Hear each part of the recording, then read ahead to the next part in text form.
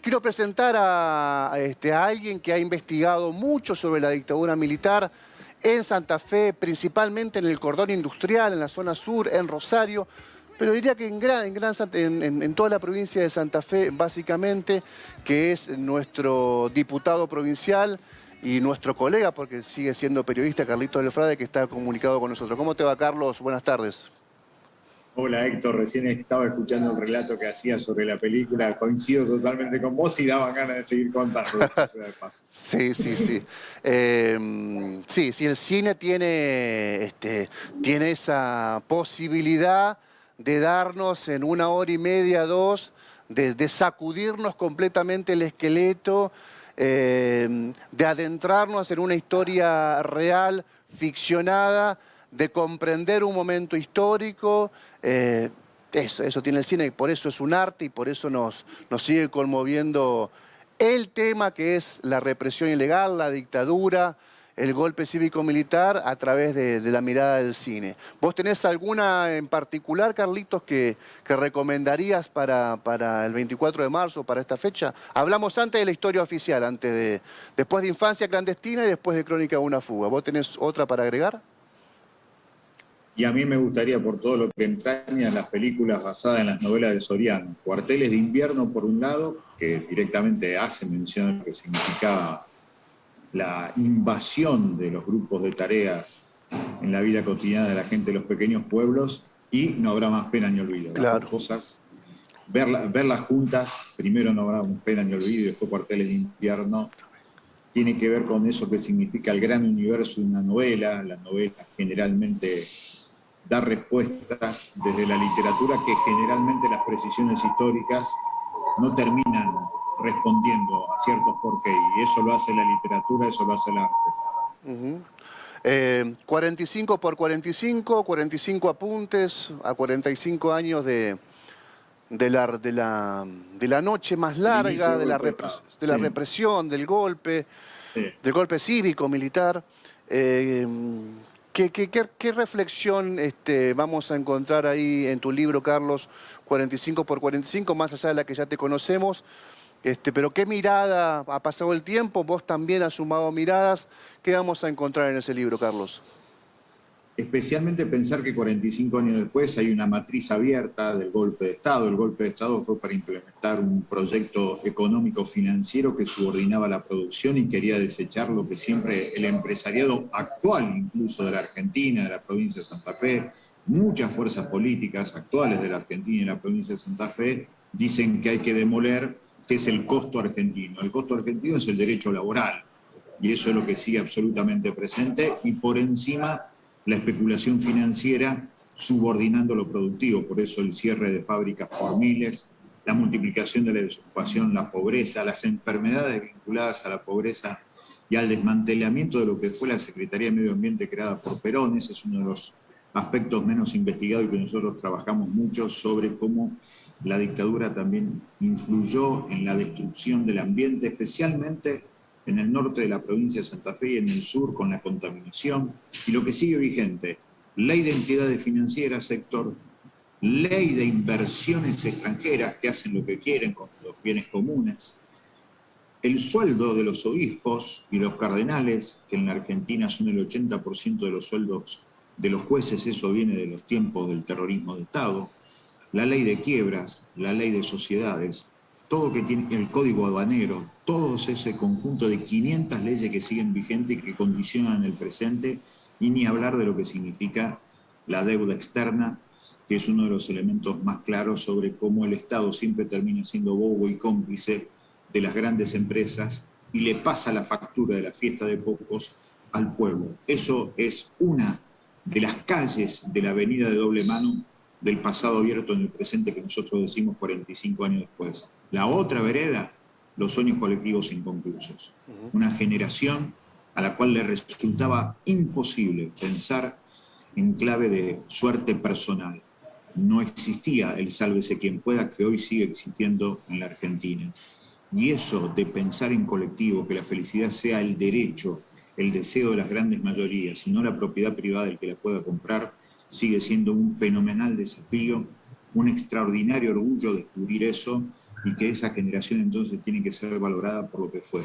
Entregaron hasta la vida por el compromiso de una transformación y de una revolución. Y eso es un elemento que realmente vale la alegría recordar, no la pena, vale la alegría recordar. Y como eso le metió tanto miedo a las clases dominantes, generaron el terrorismo de Estado. Tuvieron terror de esos jóvenes trabajadores. El objetivo del golpe lo dice la cifra de desaparecidas y desaparecidos. 6 de cada 10 de las 30.000 personas desaparecidas eran jóvenes entre 15 y 30 años, y 6 de cada 10 eran trabajadoras y trabajadores. El objetivo del golpe es disciplinar a los trabajadores y especialmente a la juventud para que sea individualista y no que piense que la felicidad, insisto, sea el derecho de las mayorías y no la propiedad privada del que la pueda comprar. Con esas cifras, con esos datos se van a encontrar en 45 por 45, que dicho sea de paso, cualquiera puede acceder a través de nuestra página en internet, que es www.carlosdelfrade.com.ar. Para la gente que no lo pueda comprar, lo puede bajar de ahí y lo puede leer desde la página web. Quiero cambiar de tema, pero también te propongo sumarte esta mirada.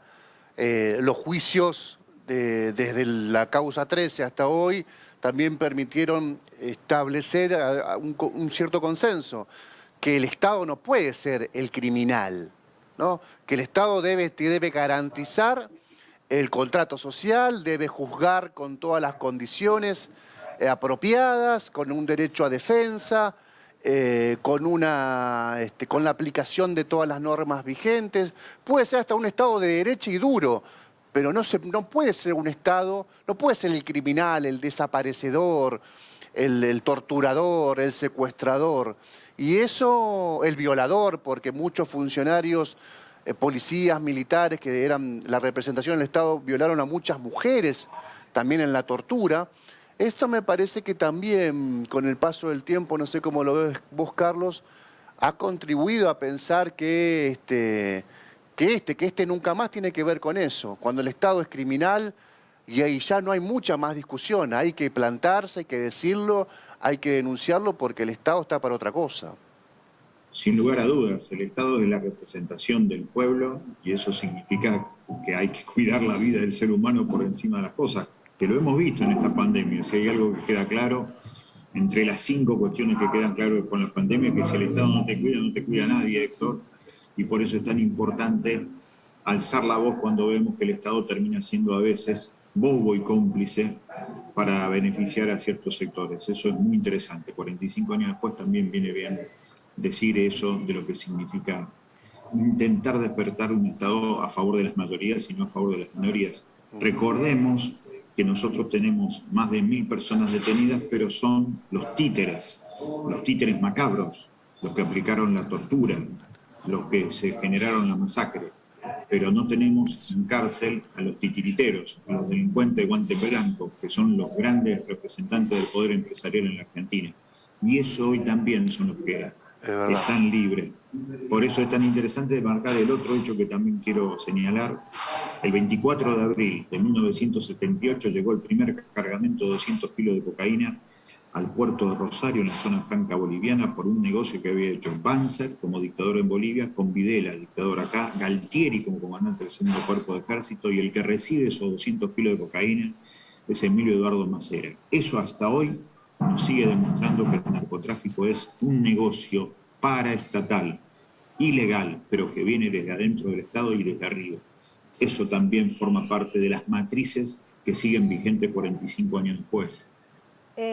Diputado, ¿qué tal? Muy buenas tardes. Yo quería preguntarle, y a propósito de esto que usted estaba mencionando de los jóvenes, de cómo de alguna manera ir recuperando también parte de nuestra historia reciente, ¿desde qué lugar le parece y cómo deberían recuperar la historia los adolescentes, por ejemplo? Quienes primeros van a tener un acercamiento exhaustivo, digamos, más cercano a la historia en los próximos años, en los diferentes niveles educativos. O en las charlas en casa. Primero pelear por lo que quieren, pelear por lo que sueñan, defender los sueños.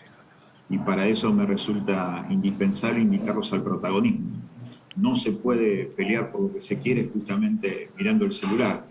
hay que ocupar los lugares públicos, así que ese protagonismo que tenía nuestra privada en la década del 70 es algo que necesariamente hay que recuperar. Protagonismo para que no te roben la cabeza, para que no te roben el corazón, para que no te roben los sueños y te lo conviertan en pesadillas.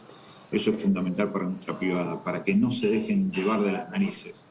Eso hoy es fundamental porque a veces eso separa de la vida y la muerte a muchas chicas y muchos chicos en los barrios de Santa Fe, a muchas chicas y muchos chicos en los barrios de Rosario. Carlos, te cambio ahora de tema, cambio de ministro, has opinado mucho, es un tema que la seguridad o la inseguridad, la fuerza policial, es un tema que está en tu agenda entre los primeros temas y asuntos a trabajar desde el punto de vista legislativo y periodístico. Solamente quiero que nos hagas una lectura de este cambio. ¿Cómo lo ves en los primeros momentos de gestión de Jorge Laña? Lo veo muy bien cuando Laña dice que va a seguir los lineamientos y el pensamiento de Saín, eso me parece muy bueno.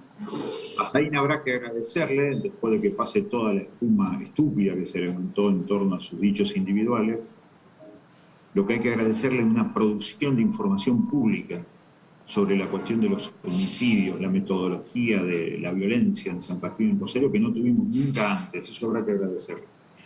Habrá que agradecerle que denunció públicamente la connivencia con mayor o menor cercanía con sectores políticos, judiciales, empresariales. Eso habrá que agradecerlo porque lo dice desde un lugar muy importante que antes no se decía. Y también 3 proyectos de ley que son muy importantes y que ojalá ahora, insisto, sacada la estupidez en lugar de discutir lo colectivo, del dolor colectivo que tiene nuestro pueblo en los barrios porque no tiene seguridad, por sacar la estupidez de hacer eso, en lugar de hacerlo colectivo, hacerlo individual, como lamentablemente se hizo en los últimos meses, podemos llegar a discutir esas leyes, profundizarlas y ojalá que el ANIA siga en ese camino. Si sigue en ese camino, va a estar muy bien, lo vamos a apoyar. Dijo eso, así que tengo que creerle hasta que se demuestre lo contrario. Y hay un último tema, por lo menos de mi parte, que la verdad que es una falta de respeto a pedirte opinar en poco tiempo porque lo laburaste intensamente. Yo creo que vamos a hablar más adelante con vos de este tema más profundamente, pero quiero que en 1 minuto, en 2 minutos, con toda tu gimnasia periodística, nos cuente por qué la discusión sobre la hidrovía es central para los santafesinos. Porque allí el Estado juega su control sobre la riqueza que pasa por el Paraná. Si el Estado se lo sigue entregando a las multinacionales, cada vez vamos a ser más pobres, más desiguales y más violentos. Gracias, Carlos, por tu tiempo y seguramente esto, aunque suene frase hecha y remanida, estoy seguro que nos vamos a volver a encontrar o personalmente o a través de una entrevista periodística. Carlitos, un abrazo grande. Un privilegio, un abrazo muy grande, gracias por estos minutos. Gracias a vos, Carlos, gracias.